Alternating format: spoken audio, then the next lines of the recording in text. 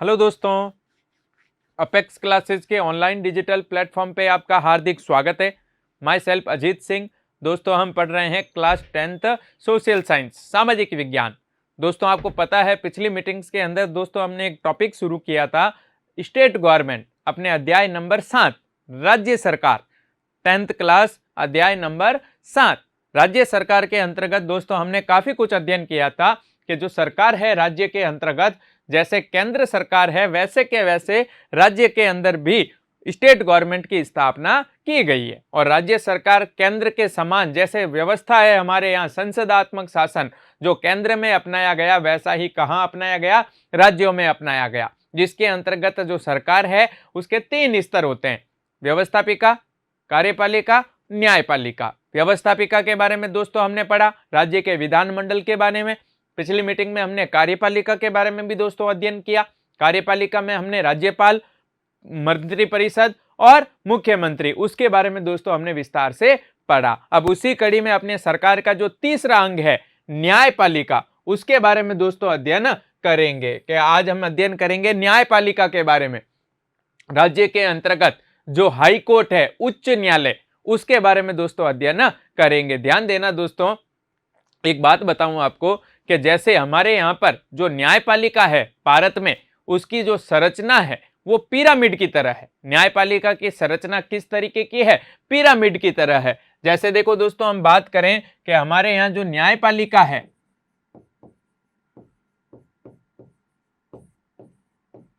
उसमें न्यायपालिका के अंतर्गत 3 स्तर आते हैं न्यायपालिका के, और संरचना एक पिरामिड की तरह होती है। ऊपर सबसे बड़ा, फिर बीच वाला, फिर सबसे छोटा। जैसे ध्यान देना, सबसे टॉप लेवल के ऊपर जो आता है दोस्तों हमारे यहां पर, वो आता है, आपको पता है, सुप्रीम कोर्ट, उच्चतम न्यायालय।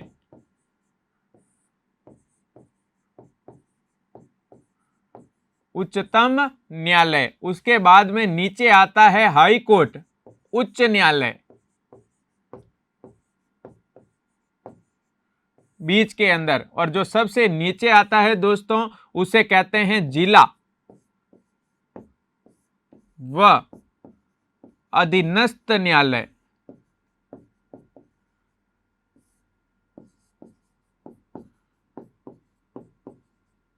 जिला और अधीनस्थ न्यायालय, डिस्ट्रिक्ट और सेशन कोर्ट, जिला और अधीनस्थ न्यायालय, supreme court, high court, district और सेशन कोर्ट। ये पिरामिड की संरचना है हमारे यहाँ न्यायपालिका की, जिसमें सबसे ऊपर तो होता है सुप्रीम कोर्ट, फिर होता है हाई कोर्ट, फिर होता है डिस्ट्रिक्ट और सेशन कोर्ट।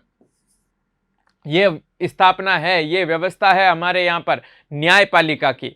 ये पूरा जो ढांचा है वो किसका है? न्यायपालिका का, जिसमें देश के अंतर्गत जो है वो है उच्चतम न्यायालय। पूरे देश के अंदर एक ही है, वो क्या है? उच्चतम न्यायालय। उच्चतम न्यायालय के बाद में राज्यों के अंदर आता है उच्च न्यायालय, हाई कोर्ट, जो राज्य के अंदर सर्वोच्च होता है। जैसे राजस्थान है, राजस्थान के अंदर जो सर्वोच्च न्यायपालिका का ढांचा है, जो स्थापना की गई है, वो किसकी की गई है? उच्च न्यायालय की, हाई कोर्ट की।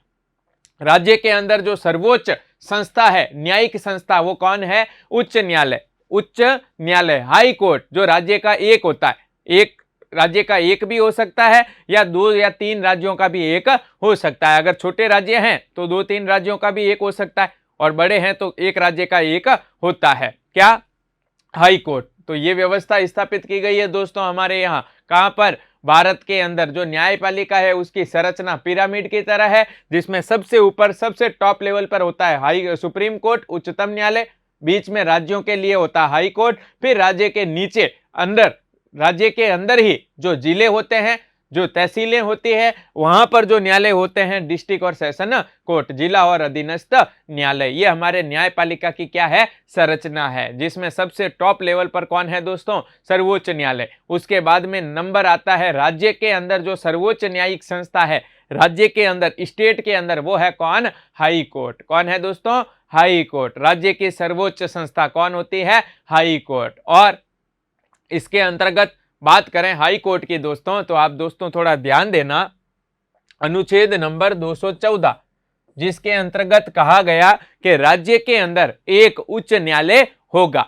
अनुच्छेद 214 के अंतर्गत ये व्यवस्था की गई कि राज्य के अंदर एक क्या होगा, उच्च न्यायालय होगा, और एक से ज्यादा राज्यों का भी एक से ज्यादा, एक या दो राज्यों, तीन राज्यों का भी एक उच्च न्यायालय हो सकता है। ये प्रावधान कहां किया गया, अनुच्छेद 214 में, कि राज्य का एक उच्च न्यायालय होगा। ये कहां लिखा हुआ है, अनुच्छेद 214 में लिखा हुआ है। क्लियर है दोस्तों।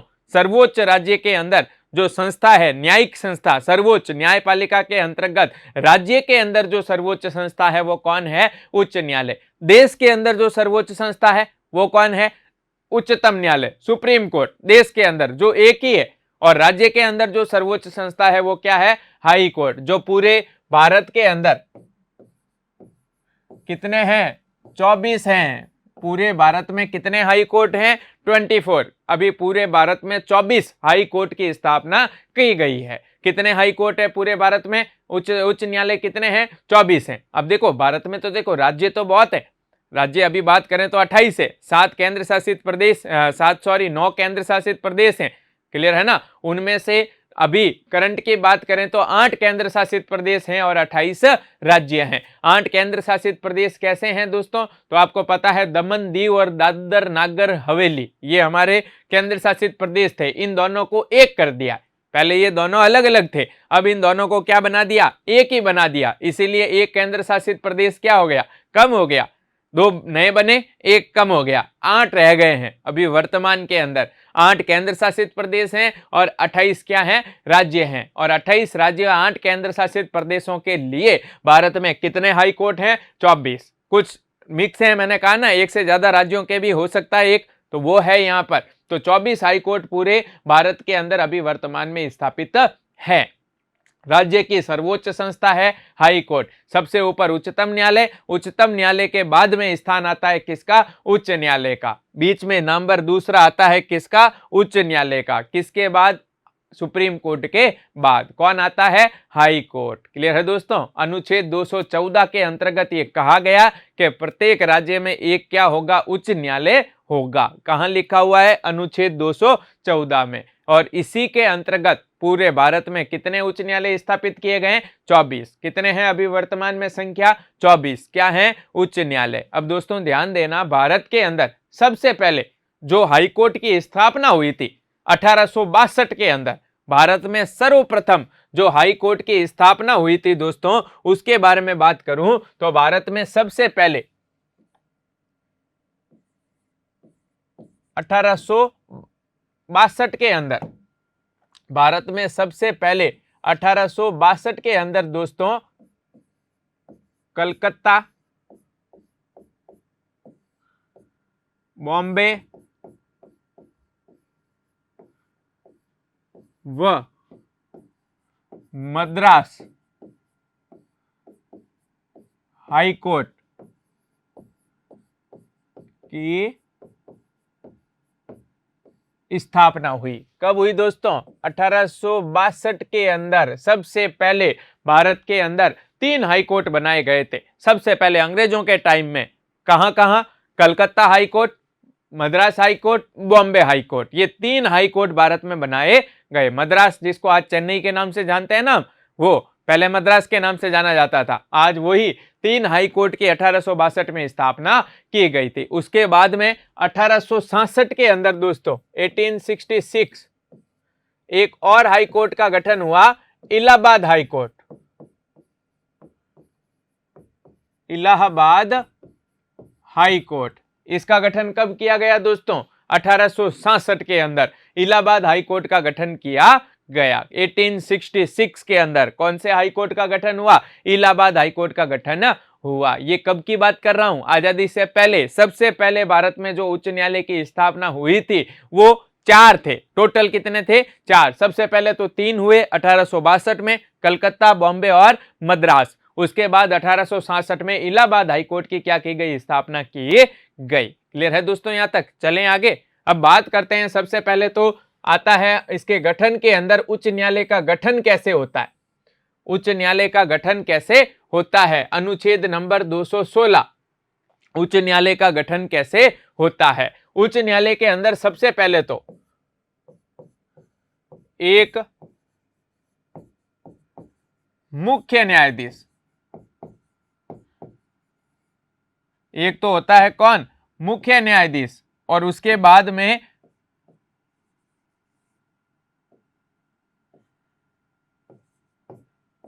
वह कुछ अन्य न्यायाधीश।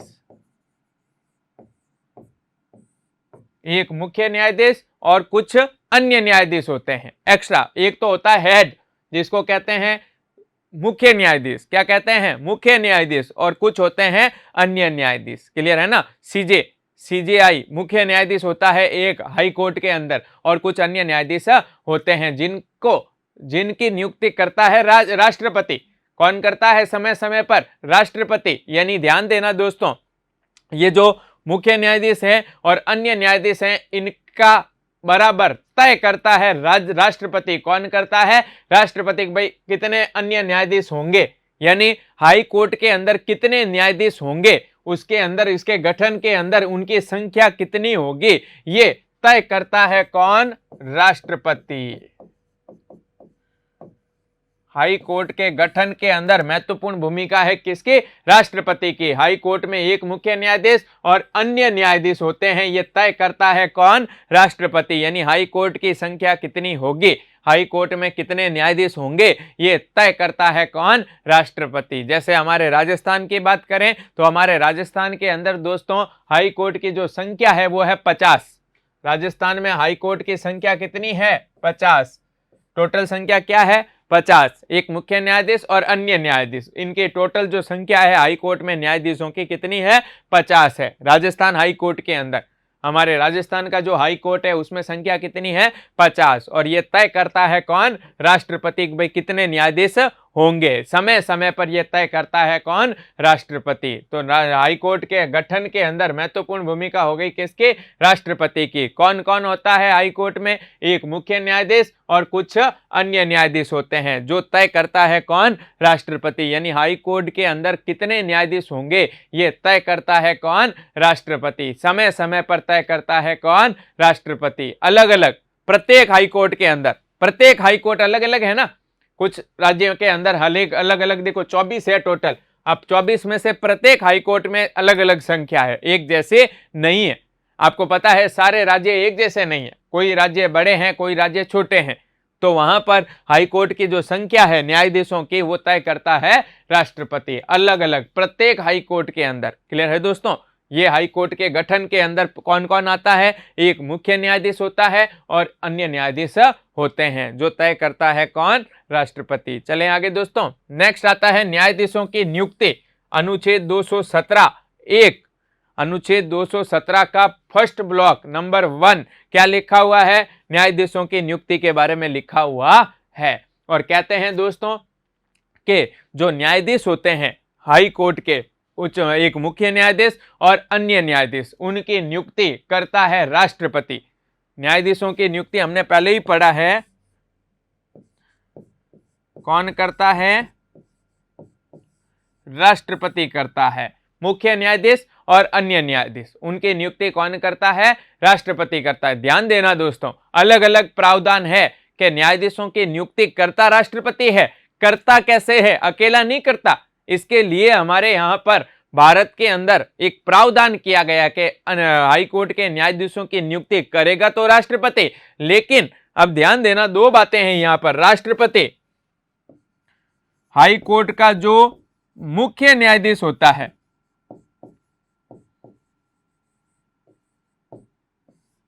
उसकी मुख्य न्यायाधीश की नियुक्ति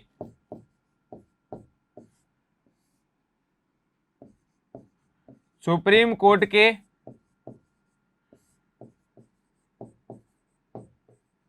सर्वोच्च न्यायालय के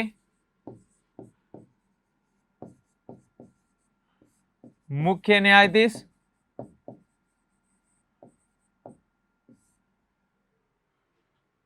सर्वोच्च न्यायालय के मुख्य न्यायाधीश, कॉलेजियम व राज्यपाल के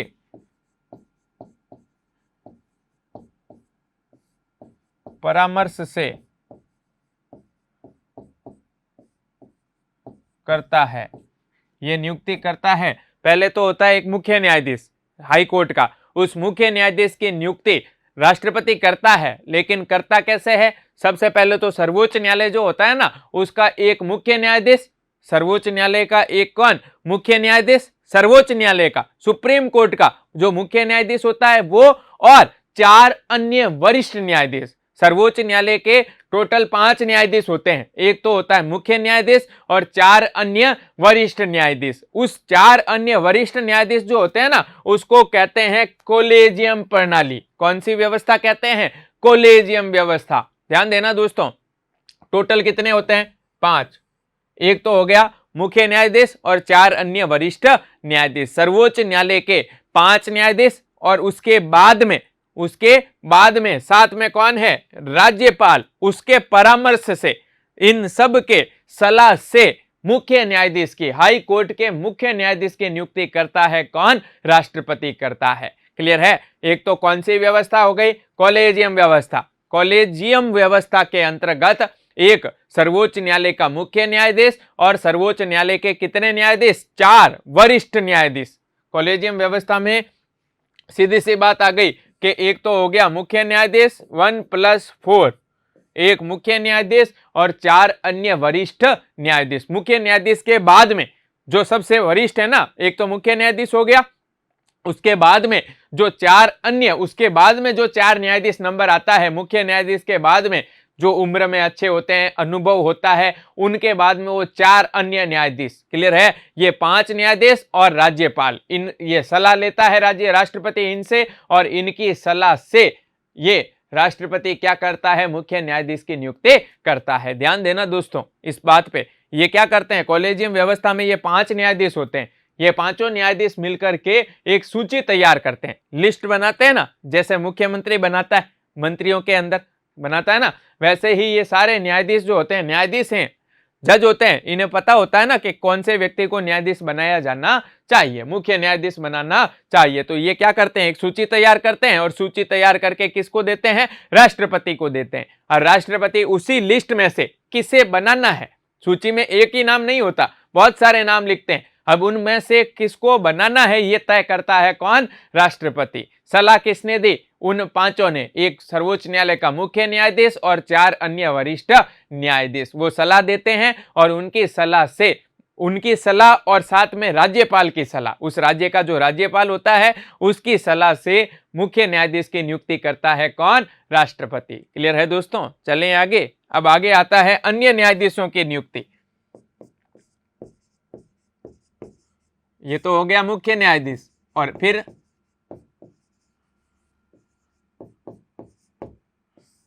अन्य न्यायाधीशों की नियुक्ति। इन बातों पे ध्यान रखना है दोस्तों थोड़ा। अन्य न्यायाधीशों की नियुक्ति राष्ट्रपति, वही सेम सर्वोच्च न्यायालय के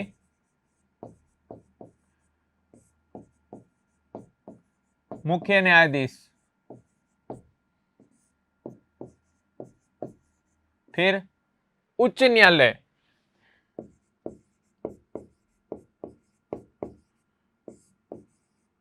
के मुख्य न्यायाधीश, वह यहां पर भी आया कौन? राज्यपाल।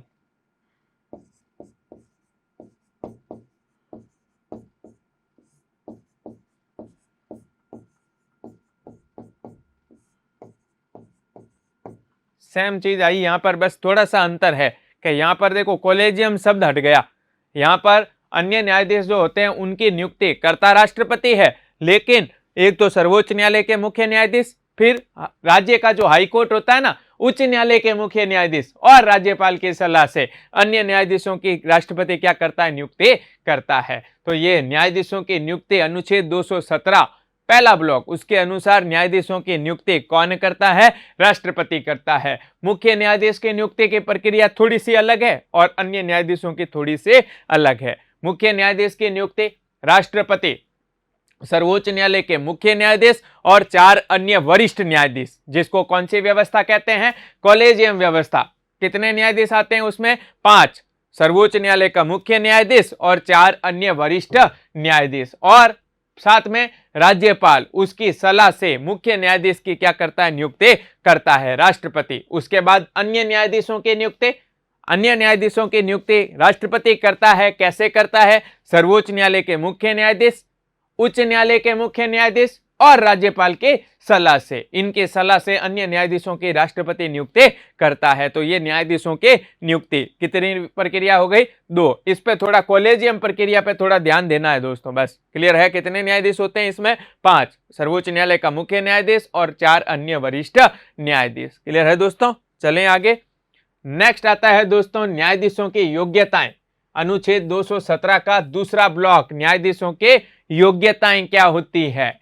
न्यायाधीशों की योग्यताएं क्या होती है? बहुत सिंपल सी योग्यताएं है, सिंपल सी। नंबर 1, भारत का क्या होना चाहिए? नागरिक होना चाहिए। भारत का नागरिक हो। पहला तो कहां का नागरिक होना चाहिए? भारत का नागरिक होना चाहिए। दूसरी बात, कम से कम 10 वर्ष तक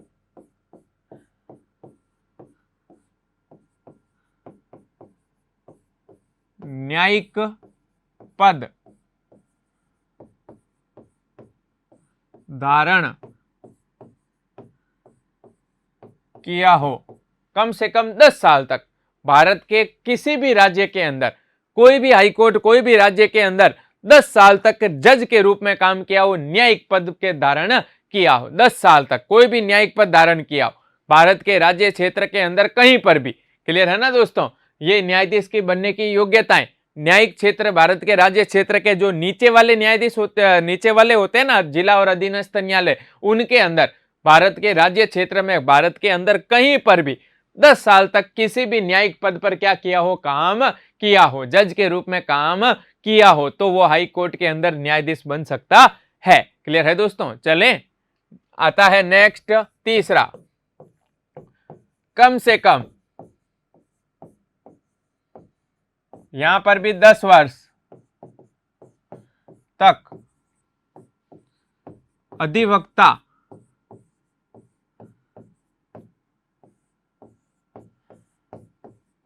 के रूप में कार्य किया हो। कम से कम 10 साल अधिवक्ता यानी वकील के रूप में। अधिवक्ता का मतलब क्या होता है? वकील। 10 साल तक भारत के अंदर किसी भी कोर्ट के अंदर, भारत के अंदर किसी भी कोर्ट के अंदर 10 साल तक लगातार क्या किया हो? वकील के रूप में काम किया हो। 10 साल वकील के रूप में, अधिवक्ता के रूप में काम किया हो तो उसे हाई कोर्ट में न्यायाधीश बनाया जा सकता है। ये न्यायाधीशों की योग्यताएं हैं। 3 ही बातें हैं। भारत का नागरिक होना चाहिए, पहली चीज। दूसरी बात क्या है? कम से कम 10 साल तक भारत के राज्य क्षेत्र में किसी भी न्यायालय के अंदर न्यायिक पद पर काम किया हो, जज के रूप में काम किया हो। कितने साल तक? 10 साल तक लगातार। क्लियर है? दूसरी बात, या कम से कम 10 साल तक अधिवक्ता के रूप में काम किया हो। इन दोनों में से एक है दोस्तों। अगर 10 साल तक न्यायिक पद धारण किया है और अधिवक्ता के रूप में काम नहीं किया है तो भी वो न्यायाधीश बनाया जा सकता है। अब मान लो वो न्यायिक पद धारण नहीं करके वो क्या किया हो? वकील के रूप में काम किया हो, तो भी उसे न्यायाधीश बनाया जा सकता है। दोनों में से एक होनी चाहिए, दूसरी और तीसरी में से एक योग्यता।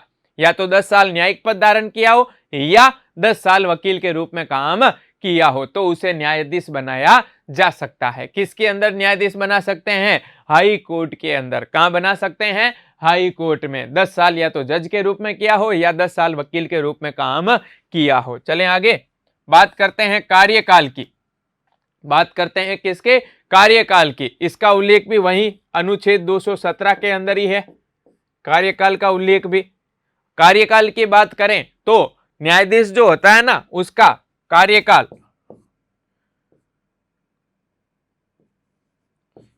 62 वर्ष तक।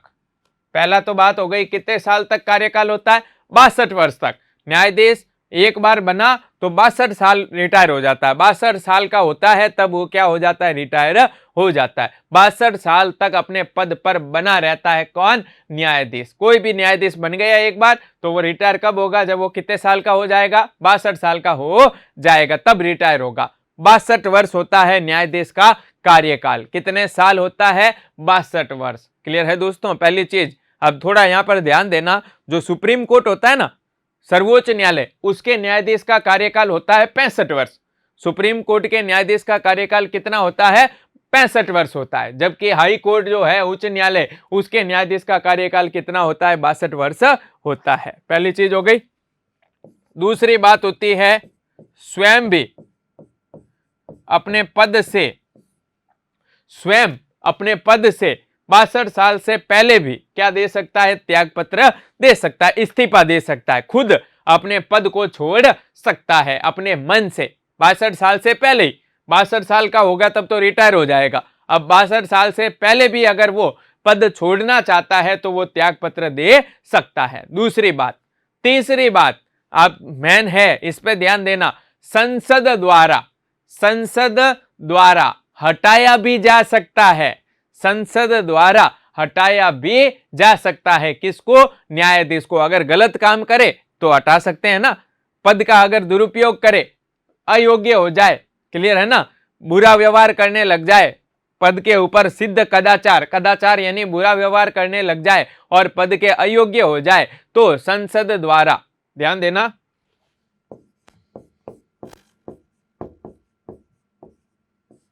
संसद द्वारा 2/3 बहुमत से प्रस्ताव पारित कर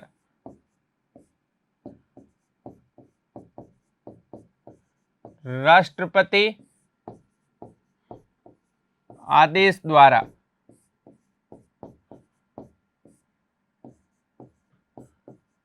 पद से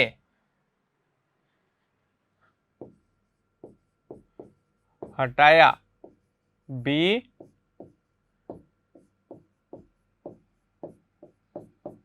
जा सकता है।